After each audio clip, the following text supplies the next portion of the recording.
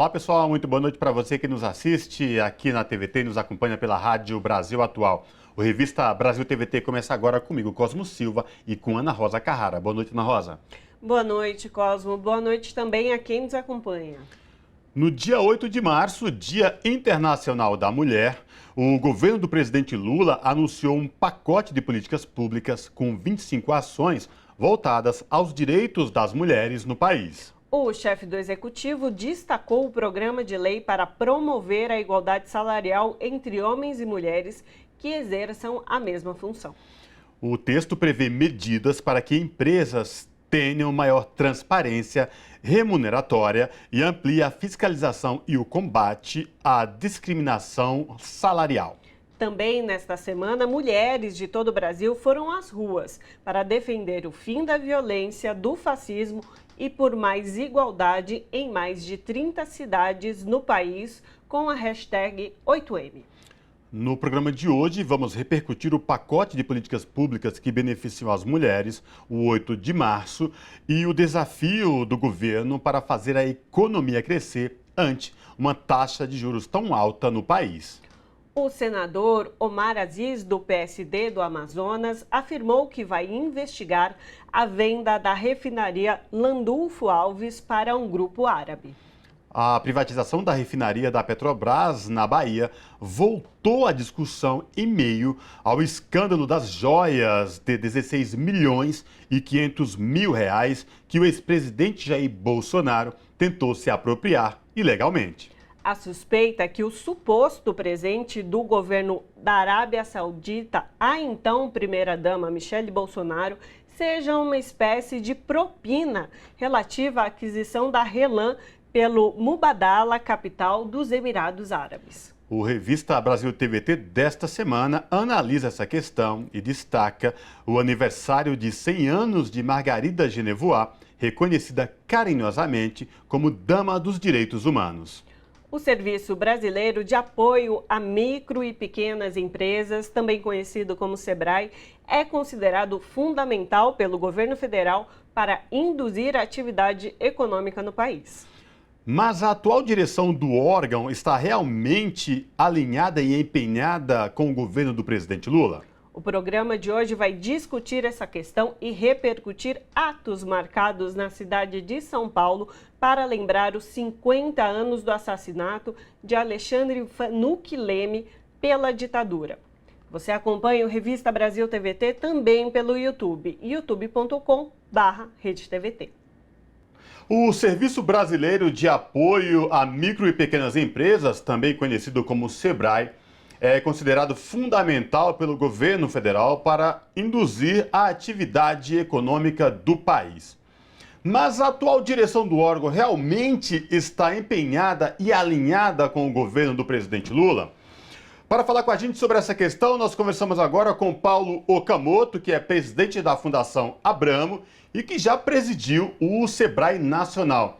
Olá, Paulo Okamoto, tudo bem? Seja bem-vindo ao Revista Brasil TVT. Prazer te receber aqui.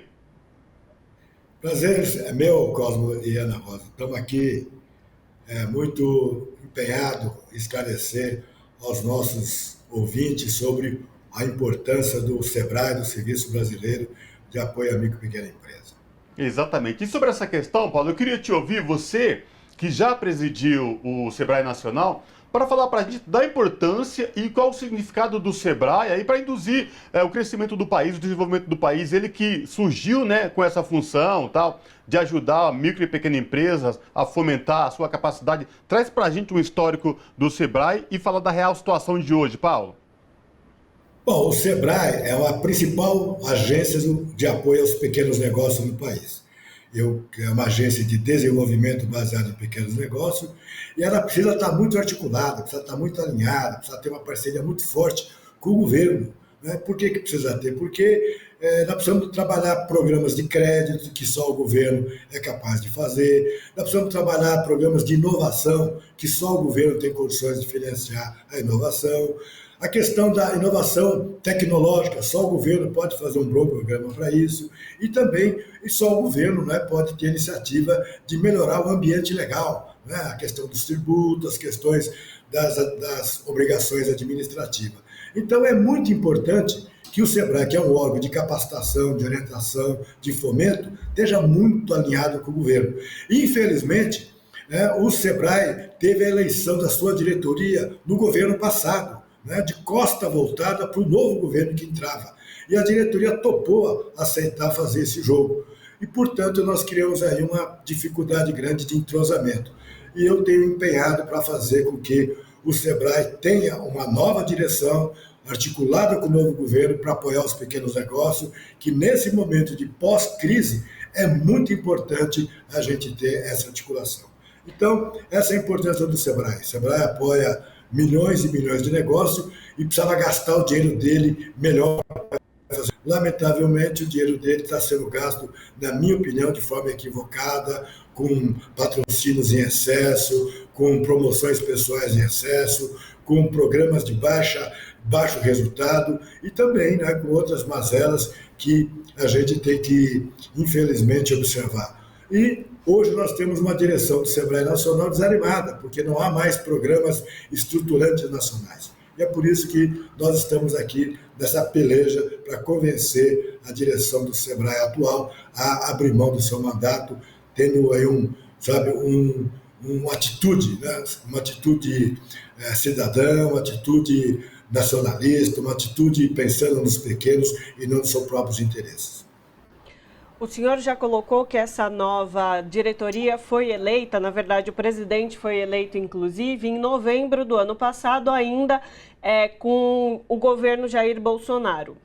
Gostaria de trazer uma informação sobre essa eleição, porque antes mesmo dela acontecer, o atual presidente que foi eleito nessas condições, como o senhor colocou, Carlos Melles, tinha denúncias de funcionários, aliás, de funcionárias principalmente, do SEBRAE, de assédio moral contra ele, Carlos Melles, e mesmo assim foi mantida a eleição, mesmo assim ele foi eleito e o processo parece que não caminhou da investigação sobre esses casos de denúncia de assédio moral. Queria ouvi-lo, Paulo, agora, sobre isso, sobre essa condição dessas denúncias.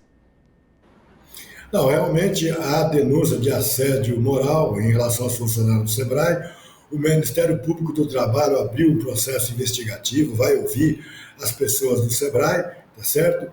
E o próprio Conselho também leu o relatório, vai ser julgado as observações do compliance, da comissão que investigou isso no final do mês. Mas não é isso que motiva a gente, não é só isso, pelo menos, que motiva a gente a pedir a substituição da diretoria do SEBRAE. O que motiva mesmo é a questão mais de alinhamento, de eficiência do SEBRAE. Esse é um detalhe lamentável, porque envergonha o SEBRAE. O SEBRAE tem que ser uma casa de excelência, o SEBRAE tem que ser exemplo de governança, o SEBRAE tem que ser exemplo do trato aos seus funcionários e, lamentavelmente, nós temos dirigente desse nível no SEBRAE e que nós precisamos remover, porque não é bom para fazer com que tenhamos o SEBRAE como uma organização de respeito e de muita capacidade de ser um elemento incentivador dos nossos negócios. Paulo, você falou da importância do SEBRAE, de como ele surgiu e de como ele é fundamental no desenvolvimento do Brasil por trabalhar essa questão das micro e pequenas empresas. A eleição do presidente Lula foi no final de outubro. A eleição do novo colegiado do SEBRAE foi em novembro. A equipe de transição do presidente Lula fez alguma conversa? Vocês se empenharam em conversar com aquele colegiado para falar, olha, vamos esperar um pouco, não é o momento, o governo passado está saindo, foi eleito um novo governo que assume em janeiro. Como foi feita essas tratativas, Paulo? Essas tratativas foram feitas até por mim mesmo, Como eu participei da comissão de transição, nós tivemos a preocupação de alertar o governo que estava terminando o mandato de que nós tínhamos interesse no SEBRAE e que a gente gostaria que adiasse a eleição do SEBRAE. A resposta que veio é que não, que ia manter a eleição nessa mesma data e que, portanto, não teria acordo.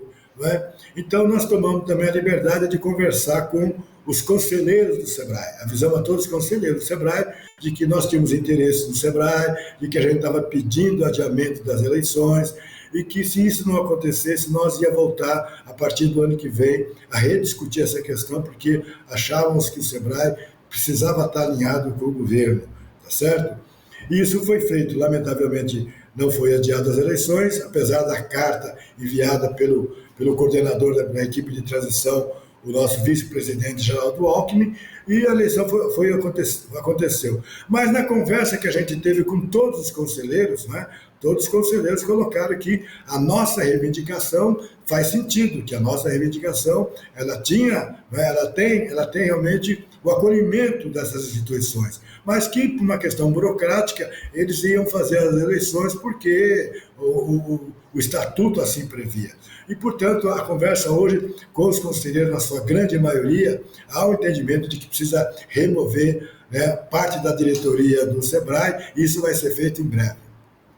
E, Paulo, agora gostaria então que você explicasse para quem nos escuta, quem nos assiste, dentro dessa proposta, então, de alteração dessa direção do SEBRAE para estar alinhada ao governo federal e assim trabalhar melhor, quais seriam os benefícios, quais seriam as melhoras, o que seria de bom para as pessoas que são atendidas pelo SEBRAE? Esse pequeno, médio empreendedor que busca o SEBRAE, qual que é as vantagens a partir dessa proposta que é colocada de alteração da direção da entidade para quem é atendido pelo SEBRAE? O que muda? Boa pergunta, Ana Rosa, boa pergunta. Então, por que é importante, né, ter uma diretoria que tenha, vamos chamar assim, capacidade, né, de conversar com o governo? É porque as coisas andam mais rápido, né? Então, eu fui presidente do SEBRAE. O fato de eu ser presidente do SEBRAE, ser aliado do governo, ser amigo do presidente Lula, conhecer o ministro da Fazenda, permitiu, por exemplo, de que a gente tivesse a Lei Geral da Micro e Pequena Empresa aprovada, né? Senão ia sendo mais difícil. Teve a possibilidade de aprovar o microempreendedor individual, porque senão seria mais difícil. Por quê? Porque, infelizmente, né, os pequenos negócios nesse país, todo mundo fala que é bonito, todo mundo fala que é legal, mas na hora de pegar para capar, não tem lá no Congresso Nacional, certo? O devido atenção. Portanto, é preciso ter gente que tem condições de articular o governo para poder gerar resultado. E por isso que é importante, e você que é empresário, e você que é MEI, né, fique sabendo, se tem uma diretoria do SEBRAE que está circulando no meio dos empresários, está conversando com os empresários e tem a capacidade também de conversar com o governo, com o presidente da República, com o ministro da Fazenda, com o ministro da Indústria e Comércio, certamente muitos dos nossos problemas terão soluções mais rápidas. Paulo, para a gente finalizar, você já trouxe todas essas questões aí envolvendo o SEBRAE Nacional, da importância deste colegiado andar alinhado com a presidência da República, o atual governo brasileiro, para caminharem junto e desenvolverem políticas que fomentem o setor. Paulo, a partir de agora, quais os desafios, o que vocês pretendem fazer, como é que vocês estão trabalhando aí para, enfim, que esse atual colegiado que foi eleito em novembro do ano passado entenda essa questão e, de fato, abra mão, enfim, aí tem uma outra eleição, um novo colegiado. Quais os próximos passos daqui para frente? Os passos já foram dados, né? Nós conversamos com a maioria dos conselheiros, existe condições de remover a diretoria, mas a gente quer ter um grande consenso no Conselho, né? O governo não quer derrotar um conselheiro, um setor, nada disso. Então, o que nós estamos fazendo é uma grande conversa com todos os conselheiros, são 15 conselheiros, né? O governo detém aí condições de conversar com mais proximidade com 5, e com a conversa que já está estabelecida, a ideia é a gente mudar o Estatuto do SEBRAE para evitar de que esse tipo de eleições ocorra antes, né, da posse dos governantes eleitos, e a gente, então, com o novo Estatuto, a gente promove uma nova eleição e resolvemos, por acordo político, discutindo com o setor produtivo essa questão. Esse é o nosso trabalho e é isso que nós vamos fazer. Paulo, nós sabemos a importância do micro e pequeno empreendedor no país. O país, nos últimos 4 anos, passou por sérios problemas, mas, acima de tudo, de falta de políticas públicas para fomentar e desenvolver este setor. Qual a sua avaliação? Como é que está o setor hoje? O que se pode ser feito daqui para frente? Olha, o setor hoje é muito diferenciado, né? Então, você tem um setor, por exemplo, de turismo, você tem o setor da gastronomia. Esse setor sofreu muito, né? Porque como houve houve o isolamento, não foi possível a gente desenvolver atividade econômica. Muitas dessas pessoas pegaram empréstimo no Pronamp e é preciso de que esse Pronamp tenha alguma solução. Já foi aprovada a questão do prazo, mas talvez a gente tenha que discutir um programa para reativar e constituir de uma forma mais rápida o capital de giro dessas empresas, na área de gastronomia, na área do turismo, tá certo? Tem setores que estão conseguindo sair, né, de uma maneira mais tranquila, que é o setor de supermercado, o pessoal de farmácia, porque tiveram poucas restrições mesmo na pandemia. Então, o que tem que se fazer? Tem que pegar setor por setor e procurar discutir soluções.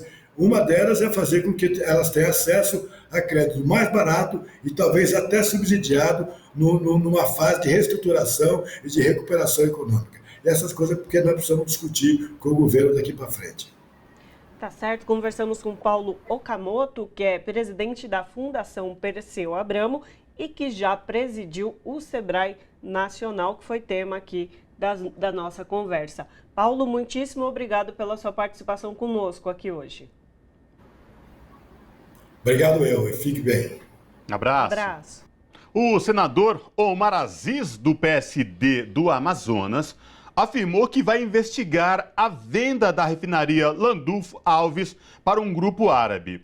A privatização da refinaria da Petrobras, na Bahia, voltou ao tema e à discussão em meio ao escândalo das joias de 16 milhões e 500 mil reais que o ex-presidente Jair Bolsonaro tentou se apropriar ilegalmente. A suspeita é que o suposto presente do governo da Arábia Saudita à primeira-dama Michele Bolsonaro seja uma espécie de propina relativa à aquisição da RLAM pela Mubadala, capital dos Emirados Árabes Unidos. Para falar com a gente, entender mais essa questão envolvendo a Petrobras, privatização de refinaria e essas joias dadas aí a Bolsonaro e a sua esposa Michele Bolsonaro, o Revista Brasil TVT conversa agora com David Bacelar, que é coordenador-geral da FUP, a Federação Única dos Petroleiros. David Bacelar, tudo bem? Seja bem-vindo ao Revista Brasil TVT.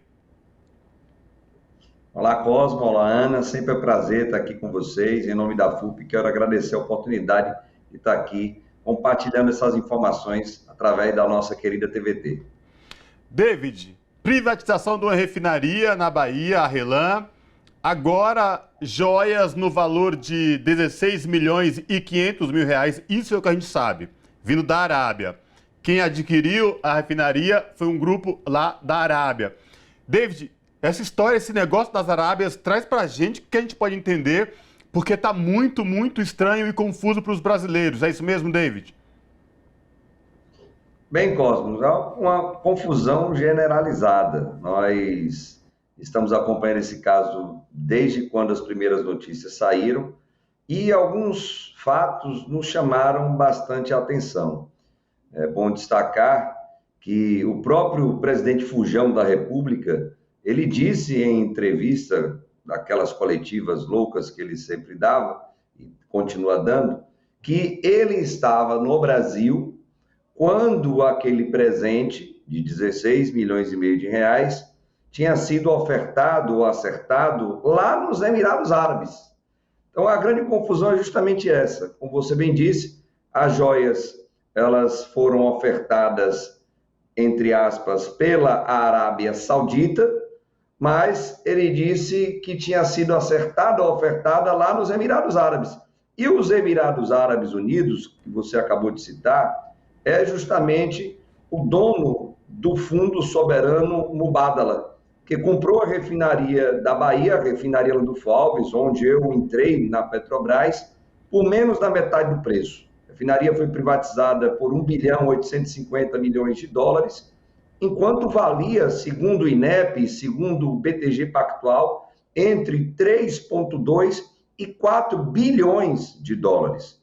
Então, é óbvio, é uma confusão? É, mas o fato é que esses dois países, apesar de serem diferentes, eles têm relações comerciais bilionárias a partir de grupos que existem nesses países. Os Zayed, que estão ligados aos Emirados, eles têm relações comerciais com o Saúde, lá da Arábia Saudita, não somente através de grandes negócios bilionários, mas também esses países mantêm relações a partir desse fundo, o Mubadala, que tem capitais e investimentos de vários países, mas também de Abu Dhabi, que é um dos Emirados, e da Arábia Saudita. Então, cabe sim investigações, como disse o ministro Flávio Dino, e justamente por conta dessa fala dele, nós da FUP ingressamos com uma representação no Ministério Público Federal, exigindo a investigação desse caso. E, David, trazendo mais algumas informações aí para a gente ainda complicar mais a situação, é a seguinte: essas joias, elas foram entregues no aeroporto, não exatamente em uma solenidade, a um ministro de Estado, que inclusive Bento Albuquerque, à época, era ministro de Minas e Energia, que no final das contas faz relação com a Petrobras, né? Porque é o que lida com a Petrobras, né? O governo federal lida com a Petrobras a partir desse ministério. E essas joias, se fossem de fato um presente ao Estado brasileiro, né, deveriam seguir um protocolo de envio desse presente. No caso contrário, se fosse um presente pessoal, nada teria a ver com essas relações, inclusive há uma normativa, o que diz o que pode e o que não pode ser presente pessoal. Então, de fato, dadas as informações que você traz também sobre o preço que foi negociada a refinaria, a gente pode sim trazer vários questionamentos sobre a relação dessas joias com a refinaria, não é mesmo? Sem dúvida alguma, Ana. Primeiro, parabenizar aqui o servidor público, né, que enfrentou um sargento das Forças Armadas, que enfrentou o seu superior para cumprir o que as normas internas da Receita Federal exigiam. Daí a importância, só um destaque, também do servidor público, do empregado público, dos concursos públicos no Brasil para garantir, né, essa isonomia, essa autonomia do trabalhador e da trabalhadora. Mas é bem isso, Ana. O que há são fortes indícios de que temos um caso de corrupção escabroso, escandaloso, de uma possibilidade, sim, de propina diante da privatização da primeira refinaria nacional que fora vendida, como disse, pela metade do preço, a preço de banana ou na bacia das almas, como diz o nosso companheiro e ex-presidente Zé Sérgio Gabrielli. O senador Omar Aziz, lá do Amazonas, senador do PSD do Amazonas, ele sabe muito bem o que é o processo de privatização.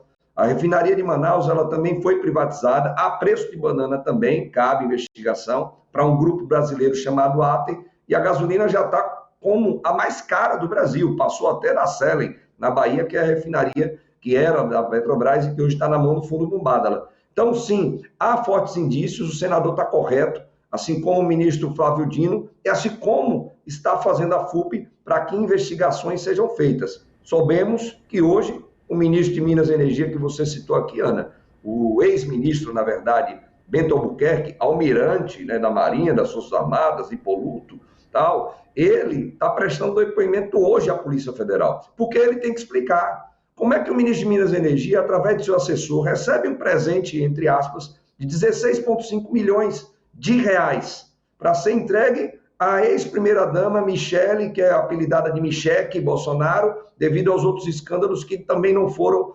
investigados. Claro que ele tem que explicar, como você bem colocou, o Ministério de Minas e Energia tem a relação direta com a Petrobras, o Ministério de Minas e Energia, que fez essas viagens aos Emirados Árabes e à Arábia Saudita, foi tratar do tema de petróleo e gás.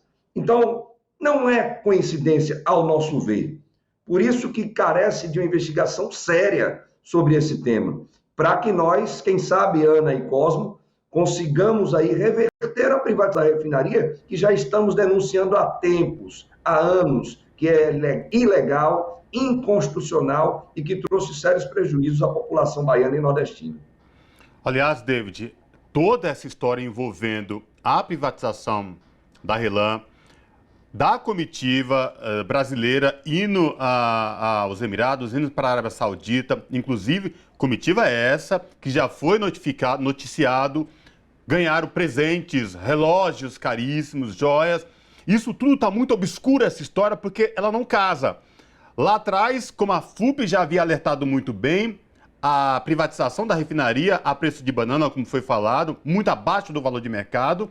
Depois, uma comitiva brasileira vai para a Arábia Saudita, para os Emirados, e aí recebe presentes, relógios, toda a comitiva. E agora, essa história obscura dessas joias. David, a pergunta: se cavar mais, se ir para cima, vai sair mais histórias envolvendo aí história de possível propina, corrupção e, enfim, negócios escusos envolvendo a atual gestão anterior da Petrobras, Ministério de Minas e Energia, presidência da República passado no governo de Jair Bolsonaro, com essas joias? Cosmo, como nós dizemos sempre aqui na Bahia, onde há fumaça, há fogo. A gente só precisa identificar onde é que está o fogo. E aqui em primeira mão, falar aqui com todas as pessoas que acompanham a TVT. Nós ainda não falamos sobre isso, mas algo que temos em mãos e não tínhamos denunciado.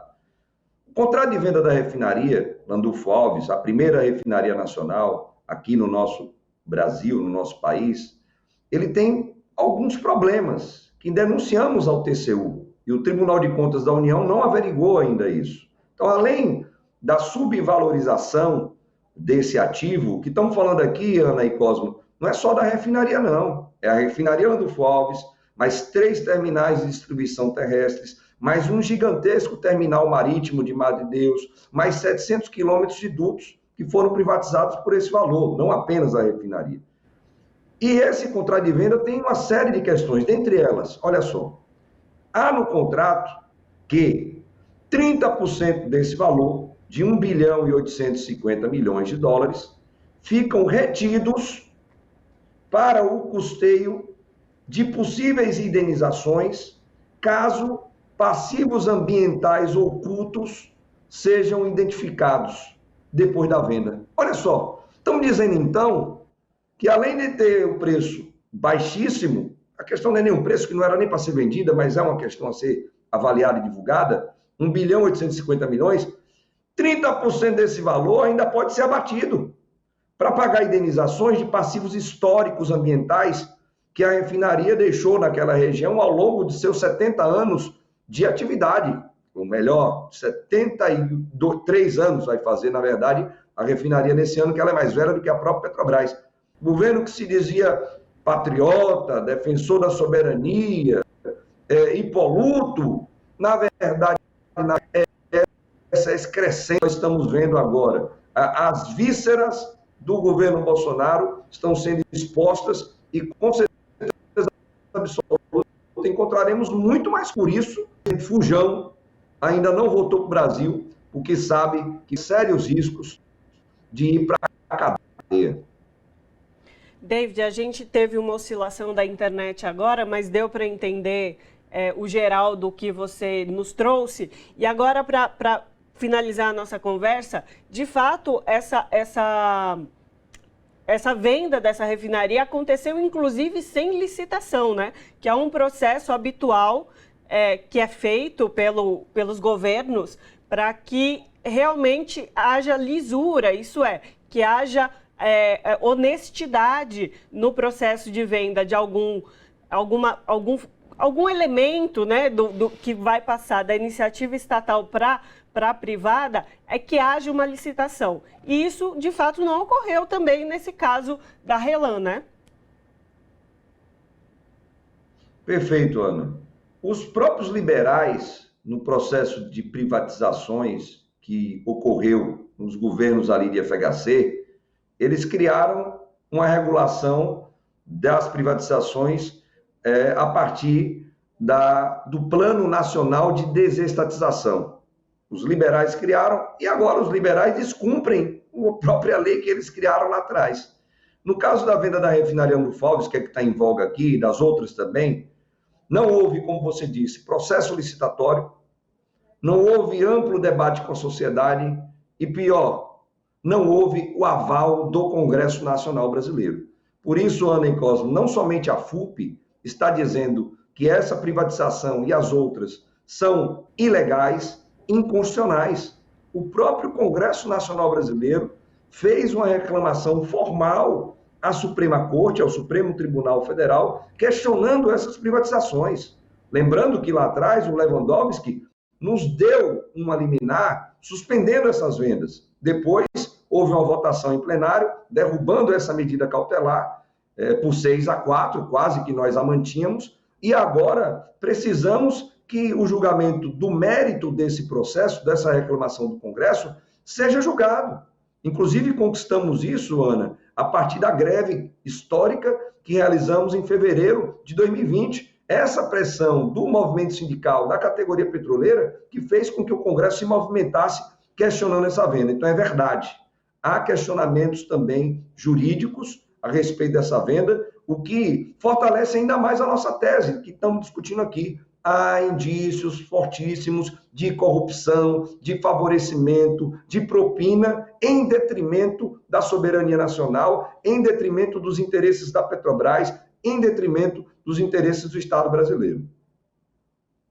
Ouvindo você falar e todas essas histórias obscuras envolvendo aí privatização das refinarias, essa entrega de joias a comitivas, a pessoas, não a governo, mas a pessoas, remete ao que foram os últimos 4 anos da gestão de Jair Bolsonaro, na tentativa do seu ministro da Economia, Paulo Guedes, e de outros do governo de Jair Bolsonaro, de socatear e acabar com a Petrobras. Se não fosse a força da FUP, dos trabalhadores, dos petroleiros, é muito provável que eles tivessem feito muito mais estrago na Petrobras do que já foi feito, que vem sendo descoberto até agora. Mas, David, para finalizar, como é que está a questão da luta dos petroleiros envolvendo tudo isso e mais? A luta de vocês agora para que a Petrobras, de fato, volte a ter protagonismo no desenvolvimento do país e traga com ela junto o seu papel social no desenvolvimento do país. Não, sem dúvida alguma, Cosmo. A força da categoria petroleira e da capacidade de organização e articulação do movimento sindical petroleiro, representado aqui pela nossa federação, a Federação Única dos Petroleiros e Petroleiras, é verdade, é quem garantiu que a Petrobras ela não fosse totalmente privatizada. Porque o interesse do Paulo Guedes, desse falso patriota, charlatão, que era o presidente Fujão da República, ele, na verdade, queriam privatizar a empresa toda, e nós conseguimos evitar isso.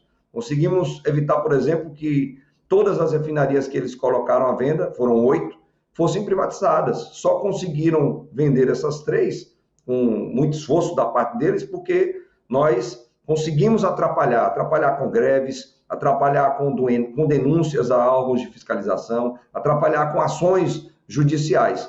E agora a categoria petroleira e a FUP continuam nessa luta. Agora, numa luta não somente para manter o que nós conseguimos garantir do sistema Petrobras, mas para reconstruir a Petrobras, assim como o presidente Lula está reconstruindo o Brasil, com todo o esforço necessário devido à terra arrasada que esse governo que veio para roubar, matar e destruir fez ao longo dos 4 anos, como você disse, Cosmo. Por sinal, dias 12, 13 e 14, o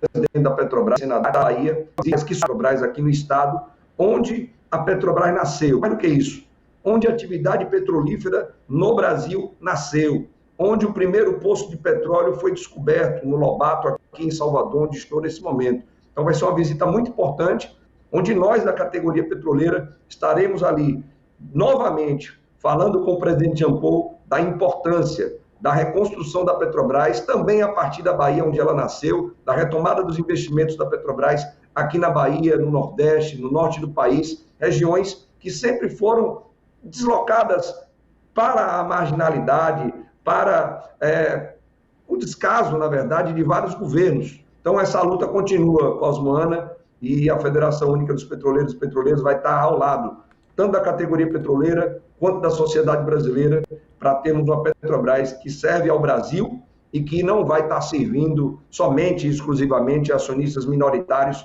que estavam com muito dinheiro às custas do povo brasileiro e às custas da privatização. Agradecer aqui pela oportunidade, em nome da FUP, e dizer que estamos sempre à disposição para estar aqui conversando com vocês. Obrigado, Ana. Obrigado, Cosmo. É isso, então conversamos com David Bacelar, que é coordenador-geral da FUP, que é a Federação Única dos Petroleiros. David, muitíssimo obrigado. Aliás, repete só a data do encontro de Jean Paul Prats, porque foi exatamente a hora que deu um corte na sua internet, o dia. Dias 12, 13 e 14. Ele está chegando aqui no domingo. Temos uma programação intensa de visitas a todas as áreas, de conversas, inclusive com o governador da Bahia, o governador Jerônimo, foi meu professor, eles estarão reunidos aí na segunda-feira pela manhã também. Perfeito, então. David, muitíssimo obrigado pela sua participação conosco aqui hoje. Quais os desafios do governo para fazer a economia crescer ante uma taxa de juros tão alta no país, que atualmente está em 13,75% ao ano? Para falar com a gente sobre essa questão e entender mais um pouco sobre o cenário político do país, nós conversamos agora com Antônio Correia de Lacerda, que é doutor em economia, professor da PUC São Paulo e membro da Comissão de Estratégia do BNDES. Olá, professor Antônio Correia de Lacerda, tudo bem? Prazer recebê-lo aqui no Revista Brasil TVT. Seja bem-vindo. Muito obrigado, uma satisfação falar com vocês, Cosmo, Ana e todos que nos ouvem. Professor, atualmente o assunto taxa de juros, taxa Selic, vem ganhando noticiário quase que diariamente. Professor, qual o impacto de uma taxa nesse valor de 13,75% ao ano tem, por exemplo, para o desenvolvimento do país e como ela impacta especificamente no crescimento da economia, salário dos trabalhadores? Explique para a gente, por favor, aqui para os nossos telespectadores da TVT e ouvintes da Rádio Brasil Atual, professor. Perfeito. Bem, a taxa de juros é o preço do dinheiro. E quem determina essa taxa básica de juros em todos os países é o Banco Central. No Brasil também ocorre isso, e por meio do Copom, o Comitê de Política Monetária, que se reúne a cada 45 dias, é definida a taxa de juros Selic, que é a taxa de juros básica da economia.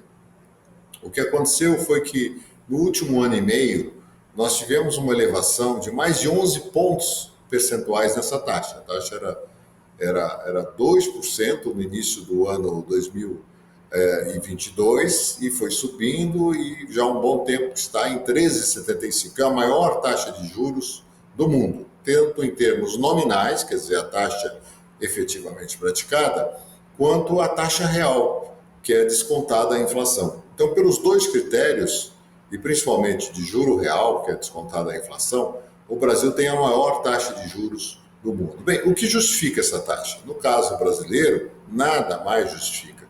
Quer dizer, já passou da hora de reduzir a taxa de juros. Por quê? Uma taxa de juros alta, ela traz enormes malefícios para a economia. Primeiro, ela desaquece a economia, ou seja, torna mais difícil a atuação das empresas, das pessoas, das famílias, não é? Porque o crédito fica muito caro e também para aqueles que têm dinheiro, que têm recursos, vai sempre preferir, diante dessa taxa de juros, fazer aplicações financeiras, né, para receber essa remuneração, do que investir na atividade produtiva, do que contratar pessoas, do que realizar qualquer atividade. Bom, o segundo impacto dessa taxa de juros é sobre as contas públicas. O Estado brasileiro é devedor, aliás, todos os Estados nacionais são devedores, quase sem exceção, mundo afora, quer dizer, os países são devedores, e toda vez que a taxa de juros sobe, significa, ou se mantém elevada, significa um custo elevado também de financiamento da dívida pública, que é a dívida que o Estado tem junto ao mercado. Então, é uma combinação perversa, não é? E que causa grandes malefícios para a economia. Não é? O crédito praticamente sumiu da economia, as empresas estão com enormes dificuldades, nós temos 70 milhões de brasileiros inadimplentes, né, que têm dificuldades em enrolar a sua dívida, em cumprir os seus compromissos. Então, já passou da hora de iniciar uma redução dessa taxa para permitir um pouco mais de fôlego para a economia brasileira.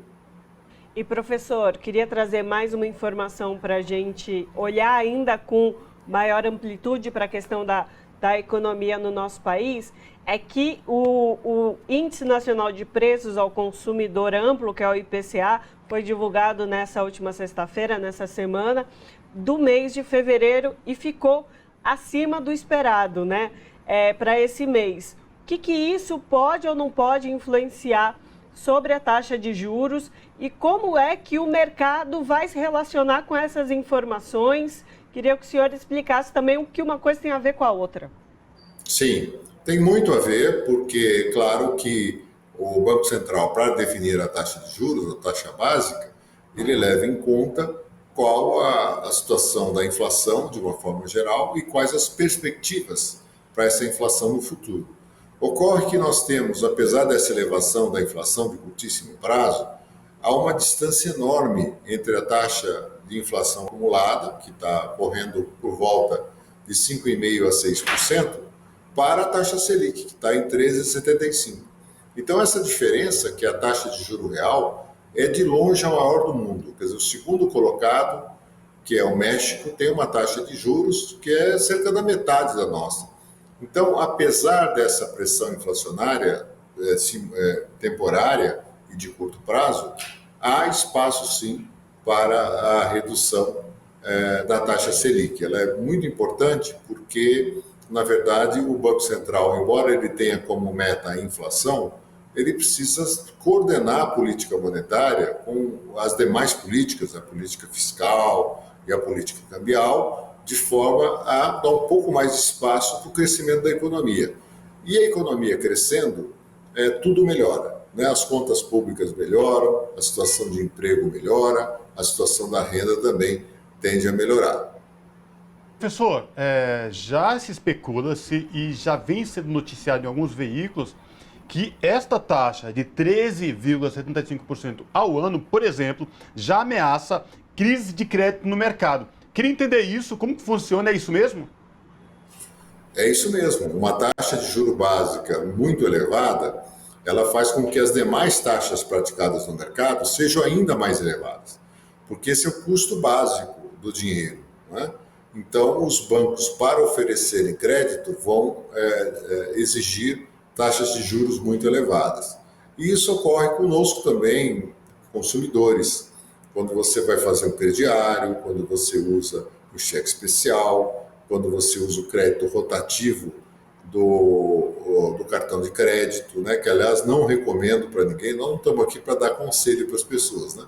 Mas são as piores modalidades, são as mais caras. Então, se você precisar, eventualmente, de crédito, não use cheque especial e nem o crédito rotativo do cartão de crédito, porque são as taxas mais elevadas do mercado. Então, existem opções, o crédito pessoal, o crédito consignado, que tem taxas menores. Então, é preciso estar atento a isso. É muito comum que as pessoas se endividem nessas modalidades muito caras e se tornem inadimplentes, porque é quase impossível cumprir os encargos, né? Os juros que são cobrados sobre essas taxas.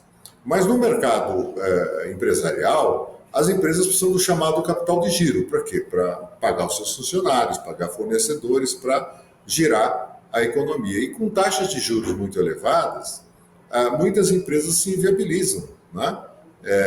E praticamente ficam inoperantes, né? Então, esse quadro de restrição de crédito que está ocorrendo no Brasil em função da taxa de juros muito elevada já preocupa muito e tem feito com que muitas empresas tenham essa dificuldade. As empresas em dificuldade significa mais desemprego, significa inadimplência também no pagamento de tributos, né, de impostos, portanto prejudica também a arrecadação, né, por parte do Estado. Por isso é que o Banco Central ele precisa calibrar as taxas de juros considerando todos esses aspectos e não apenas o olho na inflação de curtíssimo prazo. Professor, o senhor já mencionou a questão da dívida pública, a relação com a taxa de juros, mas gostaria ainda de perguntar para o senhor sobre a relação dessa dívida pública, do montante que hoje é abarcado, que é um valor expressivo, aí, uma fatia grande dos gastos da União, né, com essa dívida pública, E também o que isso a gente pode relacionar com o que é investido em programas sociais ou o que pode ser deixado de se investir em programas sociais. Qual que é a relação que a gente pode fazer, então, sobre taxa de juros, dívidas públicas e a atuação do governo frente à população mais empobrecida que necessita desse suporte do governo?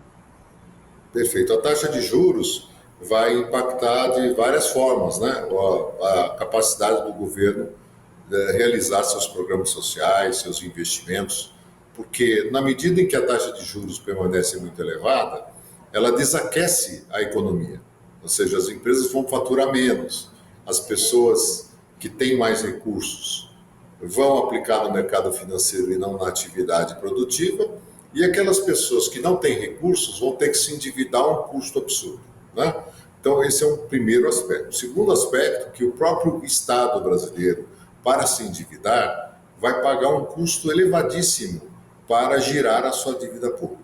Só para você ter uma ideia, Ana, esse ano, o pagamento de juros por parte do Estado brasileiro deve atingir 700 bilhões de reais. É 7% do PIB. O que significa que isso é um número muito maior do que, por exemplo, o governo brasileiro investe em infraestrutura, em programas sociais, não é? Então, o Bolsa Família, do seu auge, né, que chegou a atingir 14 milhões de famílias, 51 milhões de pessoas, custava 30, 40 bilhões de reais. Então, veja, uma comparação entre 30, 40 bilhões de reais, que talvez atualizado chega a 70 bilhões, 80 bilhões, contra 700 bilhões de reais, que é o custo de financiamento da dívida pública.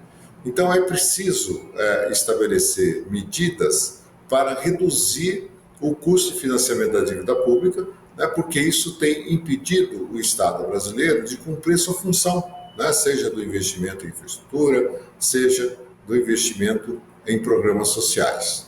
Então, todos esses aspectos precisam ser levados em conta para a condução da política monetária, da política fiscal, porque não adianta a gente ficar... Aliás, é um efeito perverso, que você cortando investimentos, cortando programas sociais de uma forma, saúde, educação, você está prejudicando o desempenho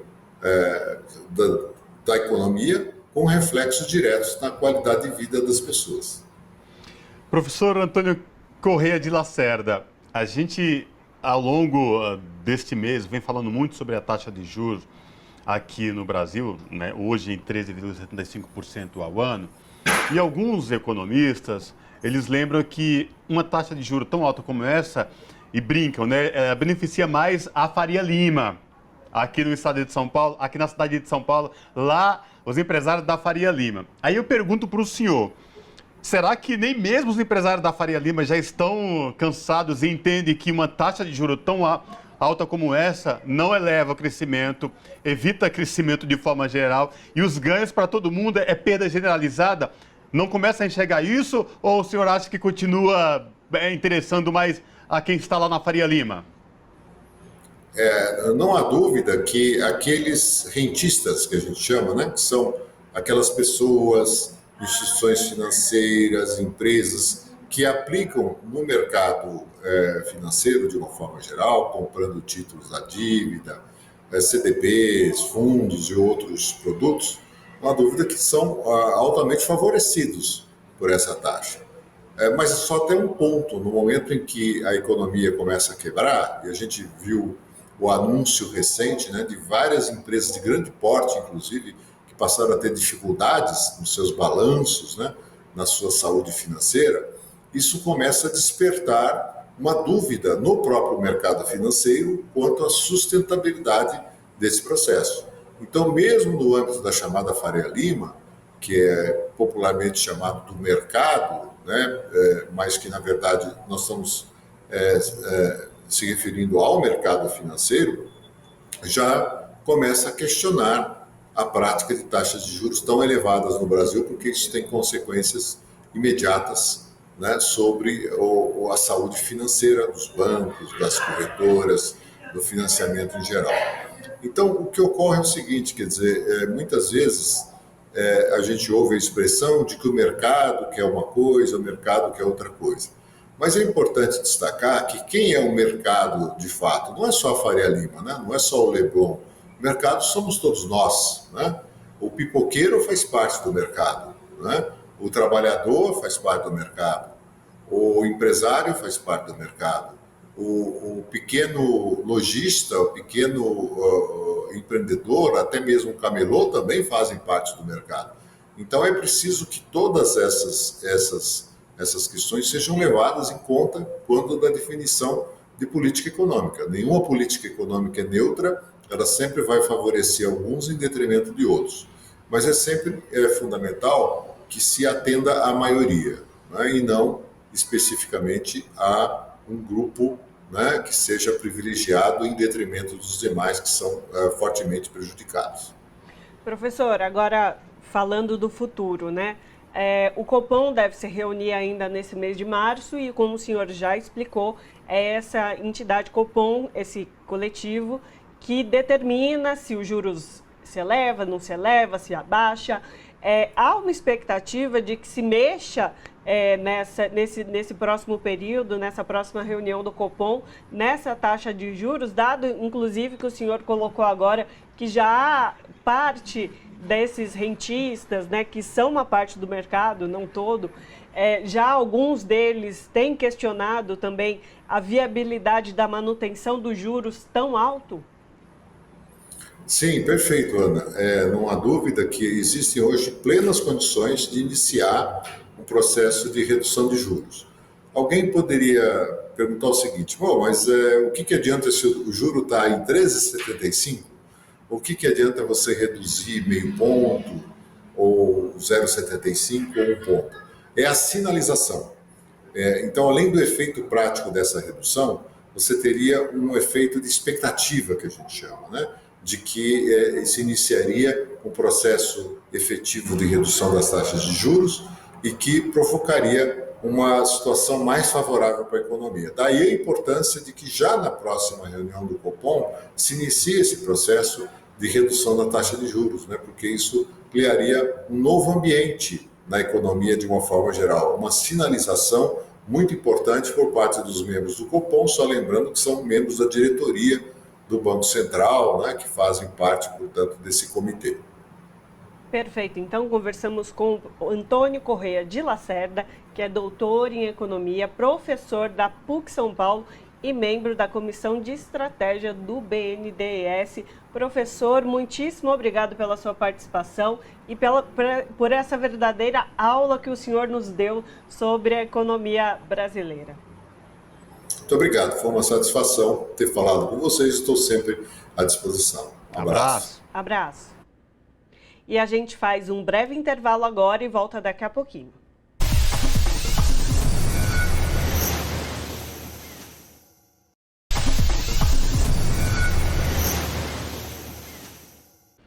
De volta com a revista Brasil TVT, aqui na TVT e também na Rádio Brasil Atual. Margarida Genevoix, dama dos direitos humanos e presidenta honorária da Comissão Arnes, completa 100 anos nesta sexta-feira, 10 de março. Está lúcida e muito ativa. E para falar com a gente sobre a dama dos direitos humanos, nós conversamos agora com Camilo Vanucchi, que é jornalista e escritor. Camilo, tudo bem? Prazer te receber aqui no Revista Brasil TVT. Seja bem-vindo. Prazer é meu. Muito obrigado pelo convite. Camilo, vamos falar um pouco da nossa dama dos direitos humanos, Margarida Genevoix. Muitos talvez estejam se perguntando, mas quem é Margarida Genevoix? Traz pra gente, você que conhece tão bem, já escreveu sobre a Margarida Genevoix, a importância dela no cenário dos direitos humanos no Brasil e a luta dela aqui para os nossos telespectadores da TVT e ouvintes da Rádio Brasil Atual. Camilo? Então, é difícil a gente competir com uma pessoa que chegou aos 100 anos de idade, né? Então as pessoas falam assim, pô, quem que é essa mulher? Porque ela estava fazendo coisa 50 anos atrás, 60 anos atrás, então as gerações vão se sucedendo e ela está aí firme e forte, fazendo coisas ainda. Hoje, ela é presidenta honorária da Comissão Arnes, Comissão de Defesa de Direitos Humanos Dom Paulo Evaristo Arnes. E ela é uma pessoa que ela foi presidenta e membro durante muitos anos da Comissão Justiça e Paz de São Paulo, e ela foi braço direito, digamos assim, ou talvez fosse melhor dizer braço esquerdo, do Dom Paulo Evaristo Arnes durante os anos 60, 70, 80, na militância toda, principalmente em defesa dos presos políticos, na época da ditadura. E ela está ativa, ela participa nas reuniões da Comissão Arnes, que são feitas online atualmente, mas ela participa toda a reunião, comenta, quer saber qual vai ser a próxima atividade, o próximo manifesto, a próxima carta que vai ser publicada, está super por dentro das questões mais graves de violações de direitos humanos que são cometidas no Brasil hoje, a fome, a catástrofe ali em São Sebastião. Ela fica querendo saber de tudo, e a gente que tem que falar para ela: Margarida, dá uma descansada, sabe? Você já pode se permitir isso. E Camilo, você escreveu a biografia sobre ela, que se chama Margarida, Coragem e Esperança. Queria que você falasse um pouco do nome, mas eu vou trazer ainda mais uma questão que parece que ela foi um pouco reticente sobre a realização dessa biografia e que ela aceitou fazê-la no caso em que se falassem dos heróis esquecidos. Queria que você contasse essa passagem e falasse também sobre a escolha do nome da biografia e a relação com ela. Bom, são algumas coisas, né? Ela sempre fala assim: eu não sou importante, o importante foi a luta toda, foram as pessoas que estavam juntos nisso, a história do Brasil, para contar, é mais importante do que contar a minha história. Então foi um pouco aí que ela ficou relutando. E ela falava isso assim: não, mas então vamos fazer justiça e prestar homenagem também às pessoas, outras pessoas que foram importantes nessa trajetória toda em que ela foi um farol. E ela é um farol, eu continuo, para mim e para muitas pessoas, inclusive, que compartilharam dessa longa história que ela percorre. É um pouco também o Frei Beto é o autor das Orelhas, por exemplo, do livro, então ele participou de muitas dessas fases, das etapas da vida da Margarida. O título, você me perguntou do título, né? Primeiro que são duas características dela, duas qualidades dela de sempre, uma coragem, uma persistência. Então o livro ele abre com um momento, com um episódio que ela viveu, em que ela teve familiares de garimpeiros após um massacre no Pará, no sul do Pará, nos anos 80. Ela foi para lá e numa manifestação, numa passeata desses garimpeiros, em que havia uma força policial, uma tropa de choque, todas apontando armas para os garimpeiros e para os familiares dos garimpeiros, ela ficou de braços dados assim com eles e foi na estrada em direção onde estava a polícia para dizer: bom, então vocês vão ter que se for atirar aqui e matar alguém, eu vou ser morta junto. Depois ela conta que ela teve medo sim, mas ela ficou muito tempo dizendo: não, que medo, isso aqui... Mas sempre a inspiração dela como uma pessoa muito corajosa. E também o fato e esperança, né? Sempre uma ideia de mudança. Ela foi fundamental para criar o que a gente conhece hoje como educação em direitos humanos, sempre defendendo, batendo na tecla de que para ter direitos humanos em longo prazo, tem que ter uma educação que favoreça e permita e que isso desenvolva, estimule que as pessoas entendam o que são direitos humanos e por que eles devem ser cumpridos e garantidos. Mas também, assim, eu falei de dois motivos, de duas palavras, mas eram duas palavras que estavam presentes o tempo todo na fala do Dom Paulo. Ele sempre falava, se despedia falando: coragem, coragem. Depois um colega aí de profissão nosso, que é o Chico Pinheiro, ele adotou isso como também uma assinatura dele. Ele terminava o programa nele de televisão dizendo: coragem. E a outra frase lapidar do Dom Paulo era sempre dizer: de esperança em esperança, na esperança sempre. Que era também uma assinatura que ele terminava textos, terminava homilias, terminava falas, pronunciamentos dele. Como ela foi muito identificada e muito a pessoa ali que estava sempre junto do Dom Paulo, eu quis trazer essas duas frases por título do livro. Camilo, a Margarida Genevoix, a dona Margarida Genevoix, a dama dos direitos humanos, ao completar 100 anos, imagina quanta história essa mulher tem para contar de luta, de resistência, perseverança, e no alto dos seus 100 anos ainda continua ativamente militando e com uma lucidez invejável. E o que chama mais atenção, Camilo, é que nesses 100 anos que ela completa nessa sexta-feira, 10 anos, ela fala, no alto de sua humildade, eu não quero presentes. Quem pensar em me dar presente, faça doação, ajude uma entidade que trabalhe, que arrecade mantimentos para matar a fome das pessoas, faça algo de solidariedade. É algo muito, muito inspirador, Camilo. Eu queria que você falasse dessas questões, porque não é fácil hoje em dia a gente saindo de um período dos últimos 5, 6 anos aí de ataques à democracia, às instituições, à política de ódio que esse país ficou impregnado nos últimos 5, 6 anos, e ver o exemplo da dona Margarida Genevoix na sua altivez de lembrar disso. Olha, eu completo 100 anos, mas não me dá presente não, vai ajudar quem realmente precisa. Queria que você falasse dessas questões, Camilo. É isso, ela não queria nem fazer festa, né? E a gente, 100 anos, não sei o que, tem que fazer e tal, e ela preocupada, mas e a Covid, não acabou ainda, e a gente, Margarida, mas peraí, sabe, vamos... As pessoas vêm de máscara, que quiser vir de máscara, não, se você quiser ficar de máscara, mas assim, comemora, 100 anos. Quantas pessoas a gente pode falar que estão com 100 anos aí, como eram Oscar Niemeyer, Tomi Otaki, Lígia Fagundes Telles, assim, alguns nomes que me vêm à cabeça recentemente que tinham 100 anos, 101, 102, mas que já não estão mais conosco, né?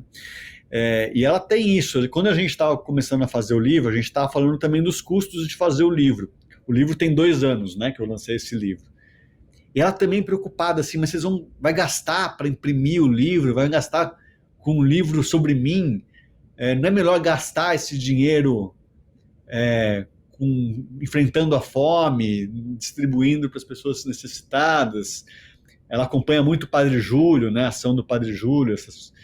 Então ela é essa pessoa, ela não admite muito que se gaste com uma coisa que para mim não é gasto nesse caso, é investimento, mas como é que a gente use dinheiro para contar a história dela, para fazer uma festa para ela. E no caso do presente é a mesma coisa. Ela não precisa de mais nada, ela tá super de boa aos 100 anos de idade, então ela fala assim, em vez de dar presente, então se quiser dar presente, use esse valor para ajudando quem precisa. É típico o que a Margarida e sempre foi. E, inclusive, na segunda-feira, você falou do Padre Júlio, ele vai celebrar uma missa em homenagem a esse centenário da dona Margarida Genevoix, é isso mesmo, né? Isso. Convidamos todo mundo, inclusive, que está aí. Vai ter uma missa na segunda-feira, dia 13, às 18 horas, na paróquia dos dominicanos, paróquia São Domingos, ali em Perdizes, fica na rua Caiubi, e o Padre Júlio vai estar, o Frei Beto vai estar junto ali, celebrando, que o Frei Beto ele não pode celebrar missa, não sei se vocês sabem disso, mas ele não é um sacerdote, ele é um frade, mas ele vai estar junto com o Padre Júlio, ali, a dupla dinâmica, coordenando ali a homenagem à Margarida Genevoix. E a gente está falando de nomes tão importantes aí na defesa da vida, das pessoas oprimidas, como o Padre Júlio, como o Frei Beto, a própria Margarida. Queria resgatar que ela foi a primeira mulher presidenta da Comissão de Justiça e Paz. E aí, nesse sentido, queria que você trouxesse um pouco, uma pessoa que completa 100 anos agora, em 2023, e aí percorreu 100 anos assim, de lutas, dedicada à garantia de vida digna a todos e todas. O que você pode trazer também desse recorte dela ser mulher em todo esse percurso da vida dela e também nessa atuação no período contra a ditadura civil-militar, onde ela foi extremamente atuante junto a Dom Paulo, como você já bem colocou, como que era essa relação? E a gente sabe, provavelmente nasceu num núcleo muito machista, né? Muito opressor às mulheres. Queria que você trouxesse esse recorte, esse olhar sobre ela. E nasceu numa época muito mais machista do que hoje, né? Por incrível que pareça. Mas, enfim, a Maria Vitória Benevides, que é muito amiga dela, que é socióloga, ela fala que a Margarida é uma precursora do feminismo no Brasil, que ela já era feminista antes de aparecer essa coisa, antes de virar modinha. Com todo o respeito, é uma brincadeira, com todo o respeito, mas e achei fundamental você falar isso numa Semana da Mulher, que a gente está na Semana da Mulher. Ela nasceu no dia 10 de março, né, muito próximo do dia 8, e ela teve, então assim, as primeiras atividades que ela teve voltadas para a cidadania foram com mulheres no puerpério, na zona rural de Campinas, num combate à mortalidade materna e mortalidade infantil, já nos anos 50. E produziu ali cursos de nutrição, ensinava mulheres foi atrás de médico, de todos os recursos necessários para que essas mulheres pudessem aprender a lidar melhor. Ela conta que nessa época, a criança tinha, para curar, para, por exemplo, fazer aquela cicatrização do umbigo do neném, às vezes colocava, por exemplo, excremento de vaca, porque alguém tinha ouvido falar, ou a avó, a mãe, que aquilo era bom cicatrizante, e aquilo causava uma infecção na barriga da criança, que levava à morte da criança, por uma falta de conhecimento, de instrução, de saber como lidar com essas coisas, né? Então, assim começou a primeira atividade dela, população mais vulnerável, e com essa ideia de garantir direitos. A gente está falando, inclusive, de uma época anterior, na verdade, foi anos 40, anterior à Declaração Universal dos Direitos Humanos, que é de 48. Ela começa com esse trabalho em 45, mais ou menos por aí. E ela foi fundamental, você perguntou, na época da ditadura, porque a militância por justiça, por reparação e por essa militância de onde estão os nossos familiares que desapareceram, ela foi uma luta fundamentalmente feminina. Se a gente for buscar isso nos registros, ou quem lembra, quem viveu, eram esposas, irmãs de desaparecidos, quando não eram as próprias mulheres, evidentemente, que eram as desaparecidas. Mas essas pessoas, eram muitas mulheres que chegavam para Margarida, na época da Comissão Justiça e Paz, lá na Cúria Metropolitana, falando, o meu irmão desapareceu, o meu companheiro desapareceu. A gente sabe que ele foi sequestrado pela repressão, ele foi conduzido provavelmente a um centro de tortura, ao doicode, e a gente não tem mais notícias dele. E aí a presença da Margarida foi fundamental, porque era a pessoa que podia entender o que essas mulheres estavam dizendo, passando, muito mais do que um Dom Paulo poderia, por questão de ter família, de ter companheiro, de ter essa pessoa próxima ali, e ela dava, né, desdobrava-se como fosse possível para exigir respostas, exigir a presença dos restos mortais, quando eram restos mortais, e ajudar, por exemplo, nesse processo de você ter anistia, ou de ir para o exílio, por exemplo, quando não havia outra alternativa. Então foi uma luta muito importante de mulheres, mães, irmãs, companheiras, em que encontrou na Margarida uma pessoa ali dentro da Comissão de Justiça e Paz, na Cúria Metropolitana, que poderia representá-la muito bem, como ela fez ao longo de muitos anos. Então é por isso que a gente realizou essa conversa, para agradecer a Margarida por toda essa dedicação que ela teve e comemorar que ela completou o seu centenário de vida. E aí conversamos com o Camilo Vanucchi, que é jornalista e escritor, sobre a Margarida Genevois. Muitíssimo obrigado, Camilo, pela sua participação conosco aqui hoje. Obrigado mais uma vez a vocês. Abraço, até a próxima. Abraço, até mais. No 8 de março, Dia Internacional da Mulher, o governo do presidente Lula anunciou pacote de políticas públicas com 25 ações voltadas aos direitos das mulheres no país.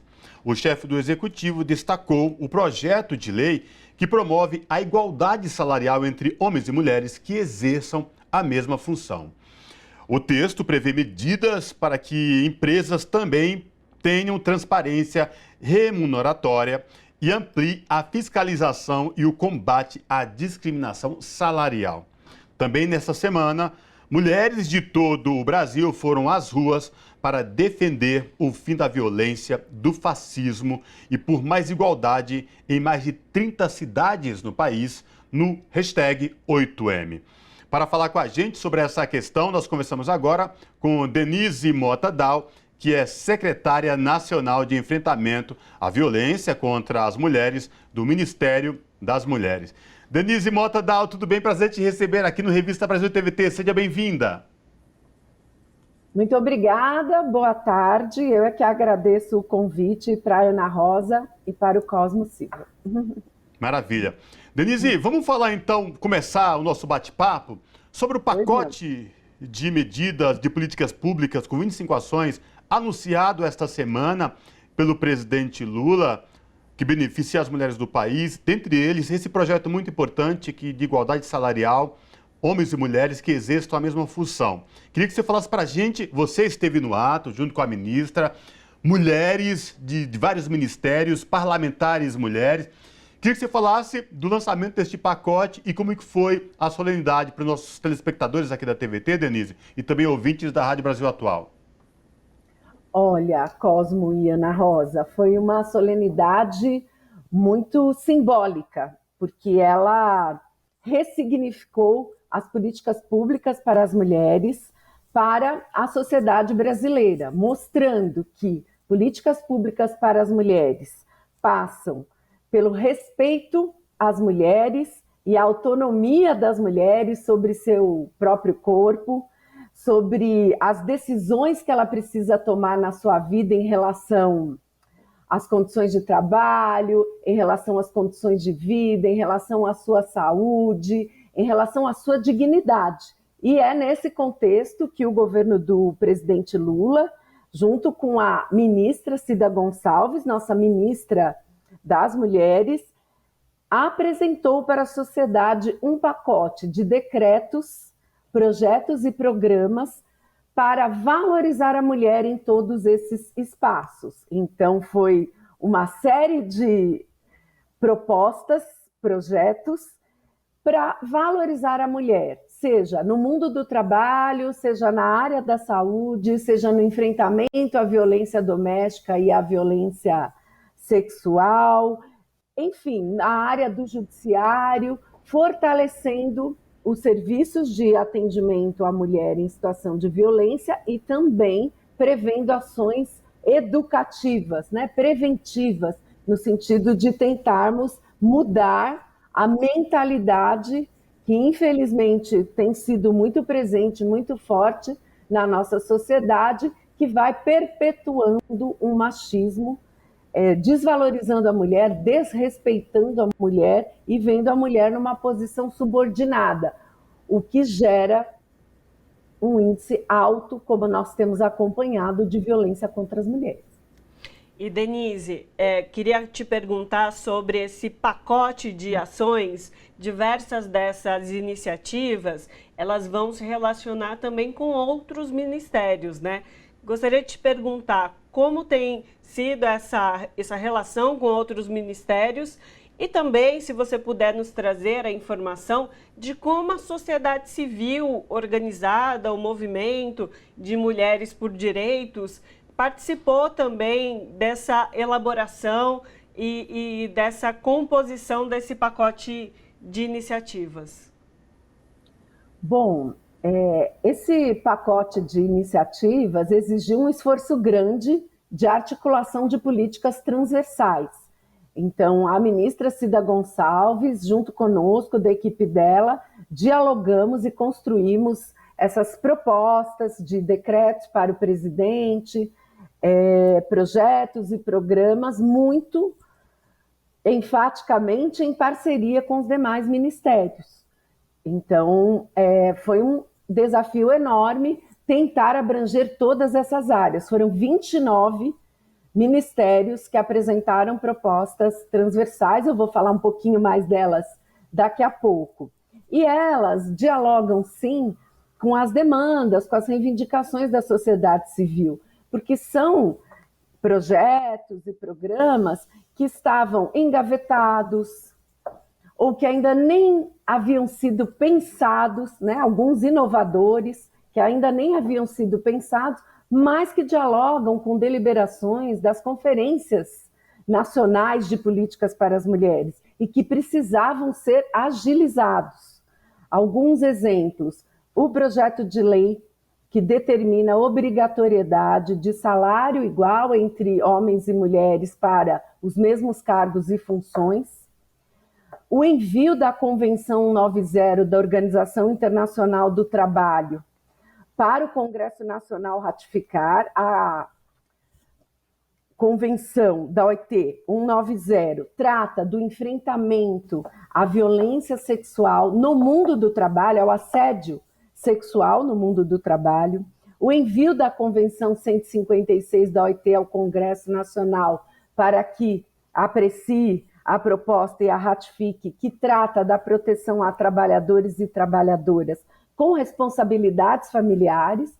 Nós vimos na pandemia o tanto que as mulheres foram exigidas para o trabalho de cuidados, para o trabalho doméstico, sem ter o compartilhamento dessas tarefas. Então, uma proteção dentro das relações de trabalho no nosso país para trabalhadoras e trabalhadores com essas responsabilidades familiares, que a gente sabe que majoritariamente caem, né, como uma responsabilidade feminina, e não é uma responsabilidade das mulheres, é uma responsabilidade que deve ser compartilhada, também atende a essas demandas das conferências de políticas públicas para as mulheres. E na área de enfrentamento à violência, a retomada do programa Mulher Viver Sem Violência, de construção das casas da mulher brasileira, não só nas capitais, mas também nos municípios de menor porte, a entrega de patrulhas para o fortalecimento a entrega de viaturas para o fortalecimento das patrulhas Maria da Penha, a reestruturação do Disque 180, que estava muito como um canal de denúncias, mas sem consequência e continuidade, e nós estamos imprimindo o papel de que seja um serviço que acolha, informe, oriente as mulheres para procurarem os serviços mais próximos e mais adequados àquela situação de violência que ela está vivendo.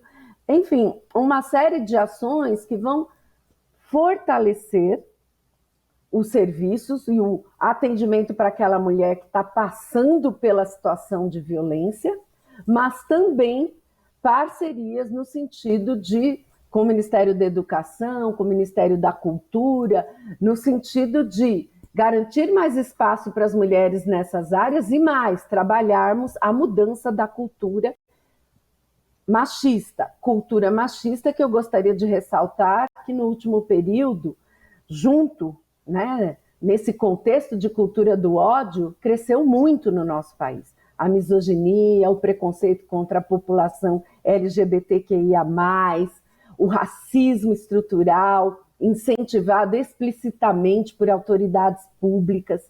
Então, esses gestos das autoridades públicas que governaram o nosso país nos últimos anos, eles ajudaram a fomentar uma cultura de ódio, o maior armamento da população, a liberação das armas de uma forma que não foi criteriosa e que a gente sabe que isso recaiu em maior índice de violência e feminicídios contra as mulheres. Então, são ações no sentido de atender as mulheres em várias áreas, mas com dois pilares: fortalecimento da rede de serviços e mudança da cultura, que é a prevenção, para que nós tenhamos uma cultura de respeito, né? A linha, estou aqui com o cartaz atrás de mim, a linha foi uma linha de que este governo respeita todas as mulheres, em toda a sua diversidade, e são esses projetos, e é nesse sentido que esses projetos e programas foram assinados, sancionados, enviados para o Congresso Nacional no dia 8 de março. Denise, é muito provável que neste momento que a gente está batendo esse papo sobre esse pacote de medidas anunciado pelo presidente Lula, com a ministra Cida, várias mulheres de outros ministérios e parlamentares em Brasília, depois, no dia 8 de março, as mulheres saíram às ruas por dignidade e respeito. É muito provável que neste momento uma mulher, Ana Rosa Carrara, no Brasil esteja sendo vítima de feminicídio. Que é muito provável que uma mulher esteja sendo vítima de violência, seja ela sexual, moral, violência doméstica, enfim. E quando você traz essa questão de igualdade e respeito, e que o feminicídio acabe no país, isso é algo muito simbólico, sobretudo, e o governo que acredita e faz valer exatamente esse tipo de política para proteger as mulheres. E uma fala que chamou muita atenção do presidente e da ministra foi que, além de igualdade salarial entre mulheres e homens que exerçam a mesma função, criar cotas para vítimas de mulheres vítimas de violência. Porque diariamente é impossível você não noticiar um ato de feminicídio no país, Ana, de violência contra a mulher. E como é que vocês aí na secretaria, no ministério, estão lidando com essa questão para que, de fato, esse respeito seja implementado e seguido em todo o país? É muito importante essa questão que você apresenta, Cosmo, porque as mulheres que estão em situação de violência, muitas mulheres estão vivendo uma situação de violência, essa violência vai avançando para etapas mais graves e as mulheres não conseguem romper com esse círculo vicioso. Então, essa garantia de, nas empresas contratadas pelo governo, nós termos cotas de 8%, no mínimo 8%, de contratação de mulheres em situação de violência, ajuda. Não é uma solução única, porque são várias ações, né? Você tem que garantir o apoio para a moradia, o apoio social para a moradia, o apoio psicológico, a garantia de maior autonomia econômica por meio do apoio e fomento de projetos de geração de emprego e renda para as mulheres em situação de violência, mas isso ajuda, sim, aquela situação não avance para uma situação de violência mais grave, no caso, feminicídio. Né? A cada 7 horas morre uma mulher assassinada no Brasil. Nós temos que dar um basta nessa situação. Nós temos que dar um basta com essas políticas concretas e objetivas que tirem as mulheres da situação de violência para que ela não seja mais um feminicídio, para que ela não chegue a um feminicídio, e nós temos que tentar fomentar uma cultura de paz, de respeito e de igualdade. Isso vem desde a escola, universidades, os espaços culturais como teatro, e o nosso projeto é avançar neste sentido, que o mais amplamente possível nós consigamos ir transformando essa cultura de desvalorização, desrespeito e de crimes contra as mulheres. É um desafio grande, né? Nós estávamos fazendo um levantamento ontem, acompanhando uma pesquisa da SaferNet. Foram criadas nos últimos anos, no nosso país, 2.516 páginas virtuais de desrespeito aos direitos humanos, que desrespeitam flagrantemente os direitos humanos. Então, isso vai criando uma cultura de ódio e de impunidade, como se fosse natural desprezar a outra pessoa por conta de seu gênero, de sua raça, de sua orientação sexual, por conta de sua condição social. Então, isso precisa ser revertido para que nós consigamos baixar estes índices. É fundamental a redução desses indicadores. Então, programas neste sentido de apoio ao conjunto das mulheres e alguns com foco específicos em garantir emprego, profissionalização, apoio social, psicológico, jurídico para as mulheres em situação de violência são fundamentais na nossa visão, porque houve uma redução do orçamento nos últimos anos, segundo os indicadores, inclusive do Anuário Brasileiro de Segurança Pública, esse é um dos causadores, a redução de organismos de políticas para as mulheres, de serviços de acolhimento, de orientação e atendimento às mulheres, é inclusive também um dos motivos do aumento da violência contra a mulher, porque significa também menos prevenção. Não é só menos acolhimento no momento que a violência acontece, é menos prevenção, não se altera a cultura que vai perpetuando esses crimes. Então, nós estamos ressignificando as políticas públicas para as mulheres neste mês de março de 2023. Perfeito. Denise, nós teríamos como falar sobre cada um das propostas, porque elas são todas extremamente importantes, mas infelizmente nosso tempo acabou. Nós falamos com Denise Mota Dal, que é secretária nacional de enfrentamento à violência contra as mulheres do Ministério das Mulheres aqui do governo Lula. Denise, muitíssimo obrigada pela sua participação. Com certeza, em futuras oportunidades, nós voltamos a nos falar e quem sabe aí sobre avanços, sobre mais direitos garantidos às mulheres. E parabéns pelo trabalho, Denise. Nós do Ministério das Mulheres é que agradecemos o espaço e é fundamental, conforme os programas e projetos e decretos forem sendo consolidados, concretizados, nós voltarmos aqui para avaliar. Muito obrigada. Abraço.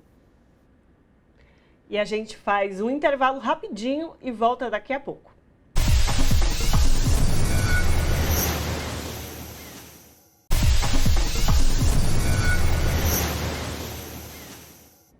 De volta com Revista Brasil TVT, aqui na TVT e também na Rádio Brasil Atual. Este mês de março, a cidade de São Paulo terá vários atos para lembrar os 50 anos do assassinato de Alexandre Vanucchi pela ditadura. No dia 17 de março, uma missa será realizada às 19 horas na Catedral da Sé. A cerimônia será conduzida por Dom Pedro Luiz Stringini e Dom Angélico Sândalo Bernardino. Lembrando aqui aos nossos telespectadores da TVT e ouvintes da Rádio Brasil Atual, trazendo um momento histórico, Dom Angélico foi um dos celebrantes do ato ecumênico realizado após o assassinato do jornalista Vladimir Herzog em outubro de 1975, também pela ditadura. Sobre esse assunto, a gente conversa agora com Gabriele Abreu, que é coordenadora de Memória, Verdade e Justiça do Instituto Vladimir Herzog. Gabriela Abreu, tudo bem? Prazer te receber aqui no Revista Brasil TVT. Seja bem-vinda. Eu que agradeço o convite, é um prazer estar aqui com vocês. Obrigada. Gabriele, vamos falar desses 50 anos do assassinato de Alexandre Vanucchi pela ditadura militar. Um jovem estudante foi sequestrado pela ditadura e depois levado ao doicode, assassinado. 50 anos deste assassinato brutal. Por que é tão importante, Gabriela, a gente rememorar, reativar tudo isso, lembrar desses fatos em 2023, depois de 4 anos de pregação de ódio no governo, de ataque às instituições democráticas? Enfim, queria que você reavivasse para a gente e explicasse este momento que a gente vem passando, lembrando os 50 anos do assassinato de Alexandre Vanucchi. Bom, talvez nós estejamos no momento no contexto mais ameno, mais propício para fazer manifestações, homenagens dessa natureza, justamente pelo que você trouxe. Dos últimos 4 anos, eu estenderia até mais um pouco, os últimos 6 anos foram 6 anos muito difíceis para o nosso campo, esse campo de reivindicações em torno de memória, verdade, justiça e reparação. Então, a gente está com uma expectativa muito, muito boa, enfim, em relação ao ano de 2023 e os próximos anos, de que nós tenhamos finalmente um contexto mais, maior abertura para incidir no debate público a partir dessas pautas. E poder trabalhar, poder fazer um ato, um conjunto de ações, na verdade, que homenageiam, enfim, conjunto de ações em memória de Alexandre Vanucchi Leme, é importante. Não porque Alexandre Vanucchi Leme seja uma das pessoas vitimadas pela ditadura, enfim, das mais reconhecidas, das mais célebres, não apenas por isso, mas porque é sempre importante rememorar a intensa mobilização que houve em torno do assassinato do Alexandre em 73, que serviu muito como uma espécie de antessala ao que a gente viria a assistir depois, a testemunhar 2 anos depois, com o assassinato de Vladimir Herzog. Então, essa intensa mobilização, capitaneada principalmente pela classe estudantil, por estudantes da USP, jovens estudantes da USP, como era o Alexandre, essa manifestação, essa mobilização, aquela época, é fundamental que a gente a todo momento relembre esse momento. Então, é um pouco do que a gente quer fazer no dia 17 de março. Lembrar quem foi o Alexandre para as gerações mais jovens, e eu me incluo, eu acho, de certa forma, nessa geração, apresentar a história do Alexandre para além das circunstâncias da morte. Quem era o jovem Alexandre? Como se davam suas relações familiares? Como era o Alexandre estudante? Então, a nossa ação do dia 17 e várias outras coisas que a gente tem pensado em torno da memória do Alexandre, elas funcionam nesse sentido, de lembrar, apresentar para as gerações atuais, para as gerações futuras, quem era o Alexandre e o quão mobilizadora foi a sua morte, o seu assassinato, um assassinato, inclusive, com requintes de muita crueldade lá em 73. E como isso ainda dialoga com as violências que a gente percebe no Brasil hoje.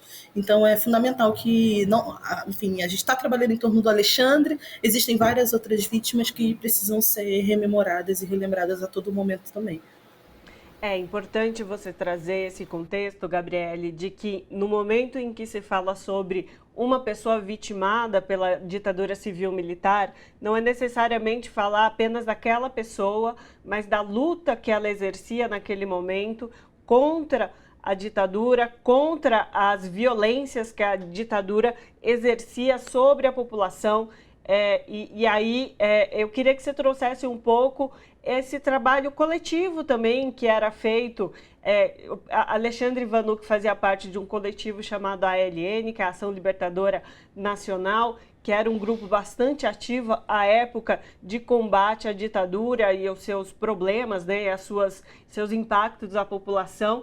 E vocês já trouxeram um pouco daquele momento, como foi subversivo realizar a missa de 7º dia da morte de Alexandre Vanuc, mas se você pudesse trazer um pouco desse contexto histórico da própria Igreja Católica em relação também ao bispo Angélico que realizou a missa, aquele contexto como um todo, se você pudesse.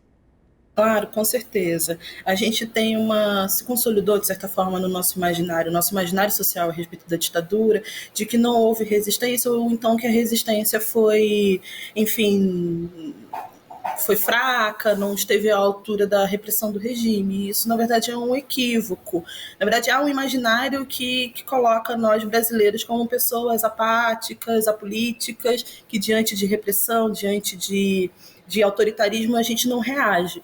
A ditadura é um período que comprova justamente o contrário, de que à medida em que a repressão tensionava, à medida que o regime militar encaminhava a sua tamanha repressão, atrocidade em relação aos seus próprios cidadãos, aos próprios brasileiros, houve também uma resistência muito aguerrida e que foi quase que completamente desmantelada. Então, acho que é sempre importante trazer à tona essa questão. Em relação à Igreja Católica, houve fases, né, em relação a nessa relação entre igreja e ditadura.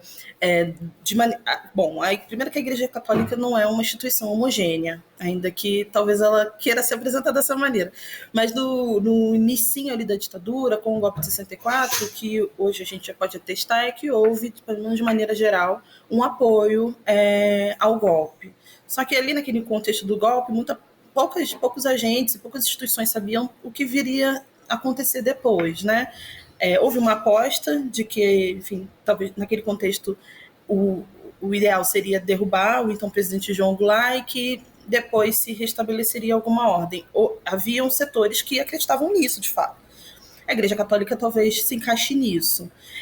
Mas o que houve depois, tamanha violência, repressão, fez com que alguns desses grupos, tanto pessoas como instituições, ao decorrer da ditadura, fossem se descolando de alguma forma da ditadura. como a Igreja Católica, de fato, não é uma instituição homogênea, ainda que ela queira se apresentar dessa maneira, houveram setores que continuaram a apoiar a ditadura, mas também houve um setor muito significativo, sobretudo o, enfim, baixo clero, talvez, da Igreja Católica, né, os freis, enfim, os padres, que atuavam de maneira mais local. Esses, de fato, boa parte deles se colocaram contra o regime de maneira muito, muito árdua, seja simbolicamente, seja dentro das igrejas, mas alguns, inclusive, se envolvendo em ações de organizações de esquerda, inclusive da esquerda armada. Então, eu colocaria, talvez, o envolvimento da Igreja Católica dessa maneira. Acho que não é um envolvimento, né, homogêneo, é um envolvimento que tem fases e tem níveis de aproximação com o regime militar, mas não dá para deixar de ressaltar o papel de figuras como Dom Angélico, como Dom Evaristo Arnes, enfim, religiosos com, de certa forma, uma característica mais progressista, mais à esquerda, que, da maneira como puderam, a partir das suas comunidades religiosas, impuseram resistência ao regime. Acho que a gente pode colocar dessa maneira. Gabriele, vamos falar então um pouco dos atos em homenagem para lembrar este assassinato cruel pela ditadura do Alexandre Vanuc Lemos, porque o mês de março agora, os 50 anos da morte, dia 17 de março, mas terão vários atos aqui na cidade de São Paulo para relembrar este assassinato. Fala para a gente como está sendo pensado e como serão esses atos. Bom, a gente já está há algum tempo nos articulando em torno dessa data, porque, enfim, tendo em vista a importância dela, algumas organizações aqui de São Paulo têm se mobilizado junto ao Instituto Vladimir Herzog. Aí eu destaco a Comissão Arnes, o Núcleo de Preservação da Memória Política, que a gente carinhosamente chama de Núcleo Memória, e a OAB São Paulo. Essas entidades estão algumas semanas preparando uma série de ações, de atos bem bonitos, emocionantes e importantes para esse momento que a gente está agora. A gente vai começar no dia 17, que é o dia, de fato, que marca os 50 anos do assassinato do Alexandre Vanuc Lemos. A gente começa com um ato cultural e político às 4 horas da tarde na Faculdade de Direito da USP, ali no Largo São Francisco, um lugar super emblemático. O Alexandre era um estudante da USP, estava no 4º período de Geologia quando foi assassinado. Inclusive, o que temos de memória, de história sobre Alexandre, comprova que ele era um excelente estudante, um estudante muito engajado. Então, a gente achou que era muito simbólico fazer em alguma das dependências da USP, em algum dos espaços da USP, em razão disso. E a gente vai ter um ato, uma pegada um pouco mais cultural, política, com falas, com música, com a apresentação do Renato Braz. E lá também a gente vai apresentar a exposição virtual que nós estamos fazendo com base na história do Alexandre Vanuc Lemos. Essa exposição virtual, ela pode ser acessada a partir do portal Memórias da Ditadura e também na plataforma Google Arts and Culture a partir do dia 17 de março. Então, lá no ato, a gente vai poder apresentar um pouco dessa exposição, que eu já adianto que está super bonita, e depois a gente parte ali por volta das 6h30, a gente parte para a Catedral da Sé, bem pertinho, para enfim, termos a missa em memória do Alexandre, com a apresentação, inclusive, do coro Luther King. Então, acho que vão ser 2 momentos muito sensíveis, muito bonitos e importantes, e que Alexandre e as vítimas da ditadura, de maneira geral, com certeza merecem. É como vocês trouxeram. A gente vai fazer algo em torno da memória do Alexandre, da história de vida do Alexandre, das circunstâncias da sua morte, mas a gente sabe que, na verdade, é uma homenagem em memória a todas as vítimas daquele regime tão perverso. E, Gabriele, você falando de todas as atividades que vão acontecer em torno dessa data, desses 50 anos do assassinato de Alexandre, e aí me veio à memória essa questão cultural, né? Haverão bastante atividades culturais e, segundo o relato das pessoas que tiveram à época, tanto na missa de Alexandre de 7º dia, quanto também na missa, que você bem lembrou, na missa sobre o 7º dia de Vladimir Herzog, essa questão cultural. Lembrando que nesse período já 73, 75, quando ocorreram as missas, já estava em vigor o AI-5, né? Que limitava ali as liberdades de expressão totais da população. Mas, enfim, queria que você pudesse comentar isso, como foi essa ação também, como foi a importância dessa parte da cultura, da arte, naquele período e como isso se reverbera nesses 50 anos agora? Bom, a cultura é um braço importante da resistência, né? Inclusive, talvez a dimensão de resistência que a gente mais conhece, de maneira geral, em relação à ditadura, são de fato as manifestações culturais, sobretudo música, cinema, teatro, é naquele contexto que emergem os nossos maiores ídolos, né, no Brasil hoje, Caetano Veloso, Gilberto Gil, a já saudosa Gal Costa. Então, é curioso, né, um paradoxo pensar que em momentos de intensa repressão, por vezes coincidem com momentos de intensa efervescência cultural. Então, é sempre uma dialética, às vezes, difícil de compreender, né, como que num cenário de tanta censura, de tanta repressão, nasce tanta genialidade. Eu acho que isso diz respeito bastante também com a maneira como nós brasileiros reagimos frente a determinadas mazelas, enfim, repressões e tudo mais. Então, não tinha como a gente fazer um ato que também não trouxesse essa dimensão, não só porque a gente quer rememorar os atos que aconteceram lá em 73, em memória do Alexandre, em memória, Verdade e Justiça por Alexandre, mas porque isso é essencialmente nosso, né? Também em momentos de dor, em momentos de dificuldades, a gente também se aliar à cultura como uma forma importante de expressão. Então, a gente, enquanto costurava o evento, essa série de eventos do dia 17, a gente sabia que essa dimensão não poderia ficar descoberta. Vamos dar o serviço, mais uma vez, por favor, esses atos importantes que acontecem no dia 17. Então, tem um ato no Lago São Francisco. Logo na sequência, então, vai ter a missa. Vamos dar o serviço, por favor, se você puder. E aí fazer o convite aqui para os nossos telespectadores da TVT e ouvintes da Rádio Brasil Atual, por favor. Com certeza. Bom, estão todos convidados, convidadas e convidades para o nosso grande evento do dia 17 de março. A gente começa às 4 horas na Faculdade de Direito da USP, ali no Largo São Francisco. A gente fica até às 6h30, promovendo esse ato cultural e político. E a partir das 7 nós temos a missa na Catedral da Sé, com a apresentação do coro Luther King. Estão todos super convidados. É isso, então, essa memória importante que vai ser feita no dia 17, mas com certeza, ao longo das nossas vidas e do decorrer do ano, a gente precisa também sempre fazer essa memória e nunca esquecer o que o nosso país passou nesse período de ditadura civil-militar. Até porque, Ana, se me permite, claro. E aí, Gabriele, lá a luta já era por direitos e democracia e hoje ainda se faz tão presente relembrar o que foi a morte, não só do Alexandre Vanucchi, como tantos outros que lutavam por democracia, como atualmente a gente tem que reafirmar e reforçar o direito de brigar e a importância de ter um Estado democrático de direito, não é, Gabriele? Com certeza. É um pouco lamentável, né, que um pouco das nossas bandeiras se mantenham, ao menos parecidas com o que era levantado na ditadura por parte da oposição, mas indiscutivelmente nós estamos numa democracia, isso deve ser celebrado.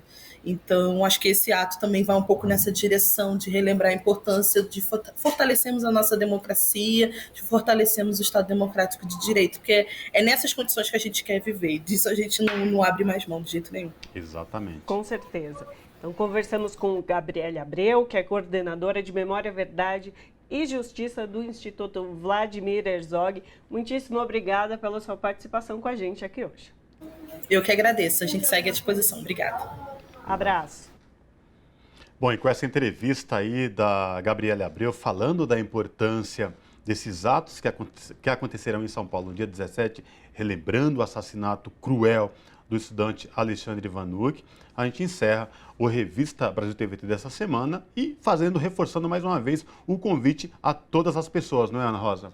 Perfeito, Cosmo. Aproveito então e faço aquele convite de sempre para você nos acompanhar também pelas nossas redes sociais e pelo nosso canal do YouTube. Você revê todas as entrevistas dessa edição e das edições anteriores no @Rede TVT lá no canal do YouTube. Ou também por outras redes sociais, você tem acesso ao nosso conteúdo nos procurando como @Rede TVT também. Forte abraço a cada pessoa que nos acompanhou no dia de hoje. Até semana que vem. Pois é, pessoal, obrigado pela companhia, muito bom ter vocês aí do outro lado na TV nos acompanhando, ou quem está na rádio, no 98.9 FM, Rádio Brasil Atual, que também acompanha o Revista Brasil TVT. Tenham todos uma boa semana, a gente se encontra no próximo final de semana. Tchau!